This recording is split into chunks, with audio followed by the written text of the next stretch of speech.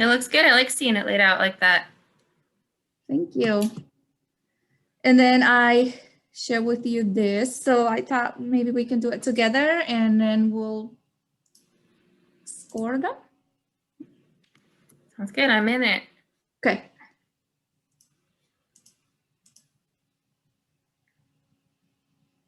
All right.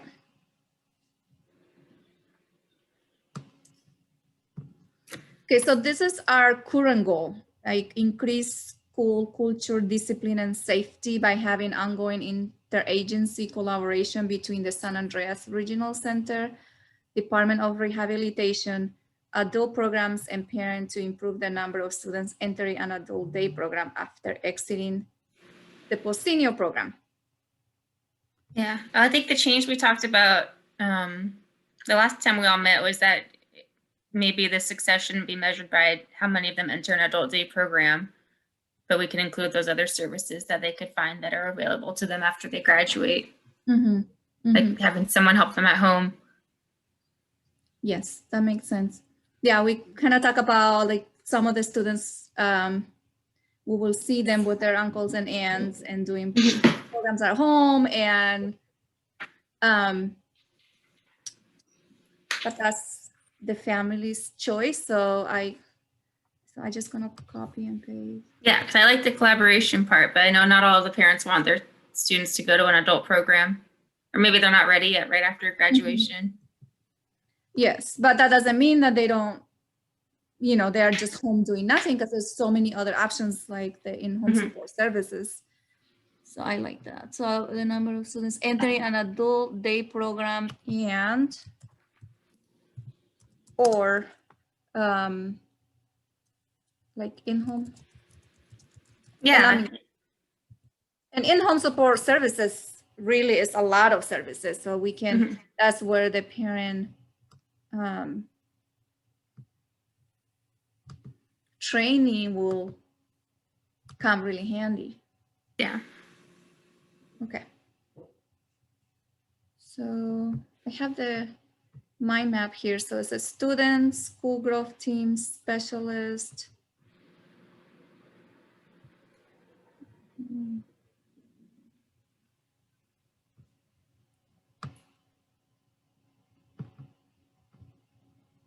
So I can type I'll let you type that one. Type in the, so we said transition planning. Mm-hmm.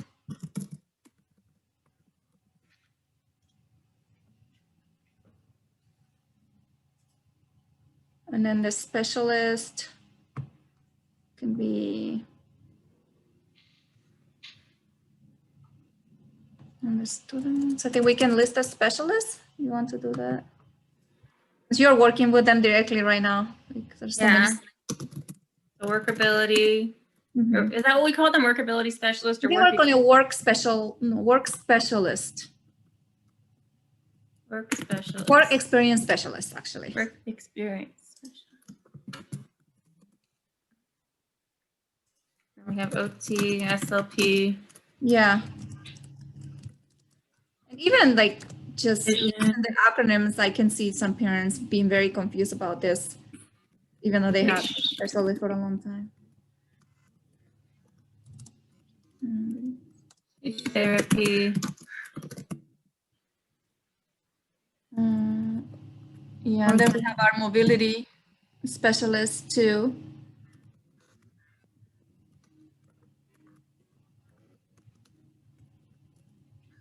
Okay.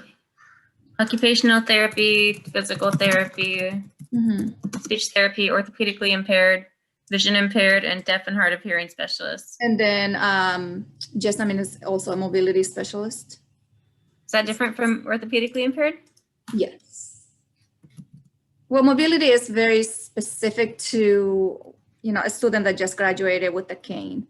Okay. So it's very, very specialized, and not most of our students will not have that, but it's good to list. Especially if they, you know, they have a cane, they have to know how to navigate jobs and things like that. So Okay, so we have 1, 2, 3, 4, 5. What else? The transition document, oh, for the driving force. Yeah, that's right. So this is a transition planning meeting. This is your annual transition meeting, right? And this is the timeline that you are going to follow. Mhm. Okay. All right. Okay, parent training. It's like parents don't know.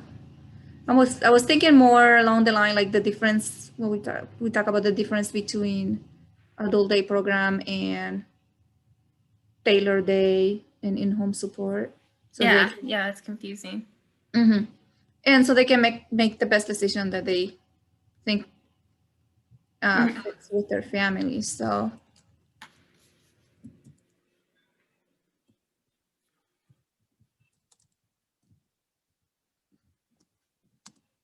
adult day program, Taylor Day program, and in-home support services. Mhm. I like this because I feel like you said, we were measuring our success and students going to adult day program, but some of them are not ready for that or it's not the best fit. So, Yeah. but it doesn't mean that they just stay home and do nothing. They still have chances of doing the TDP, ADP, IHSS. Okay.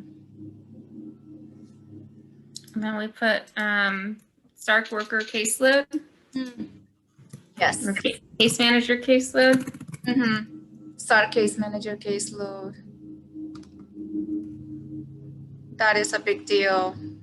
Yeah, they have like 100 clients. It's hard to, and then it's not like us, they don't, they meet briefly once a year, but we have more experience with the students. So that's why it's really good to have that collaboration.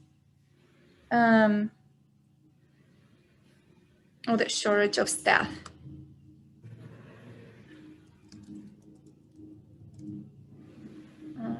I know you sent that.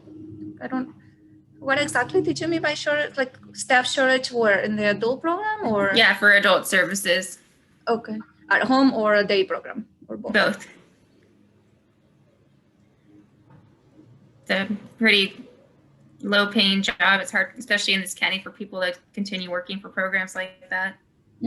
Sustain living here. That makes sense. Okay. Anything else? I think that's all we got from our team too. Yeah, no, it's good. I can't think of anything else. So, all right. So let's rate the. I can just put my number and you put your number next, and then we can talk about it. I think it's a 5. Is that a 5, right? Yeah, I think so.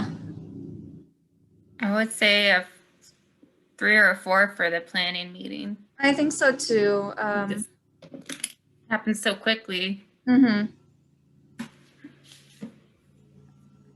would say a 3.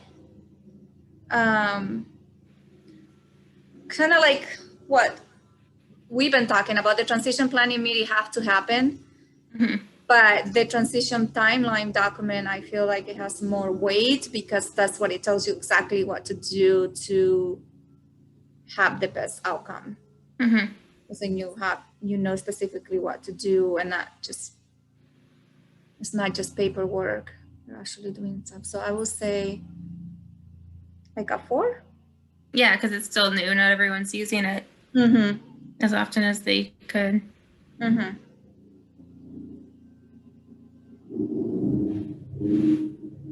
I put a 4 for parents. It might be a 3 or 4 for parents because they want to support, but they just don't know exactly all that's out there. Well, in our case, I think I will put 4 for parents because our students have limited understanding, so they need so much support from the parents. And then our students. 4.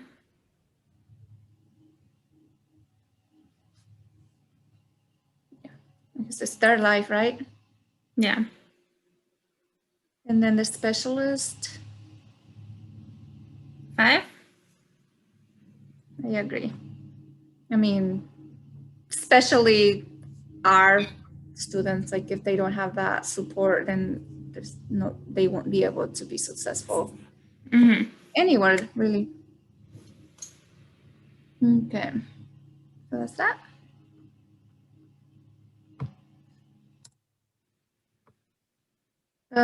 Regional center funding. I would say since our students 90, maybe 98% are regional center clients, Mm-hmm. I would put it at 5. Yeah. Just without that funding. Oh, yeah.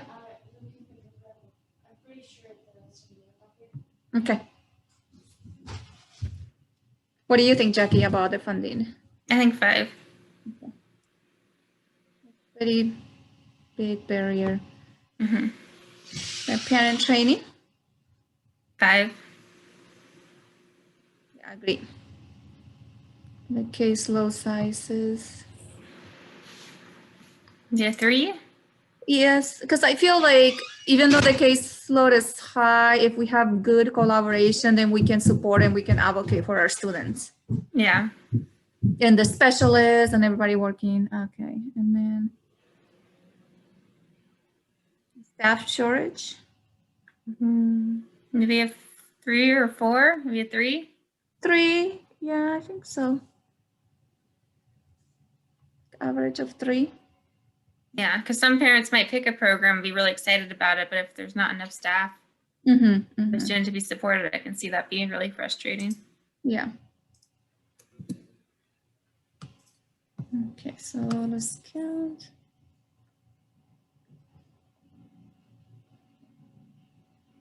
So we have 13, 16 total in our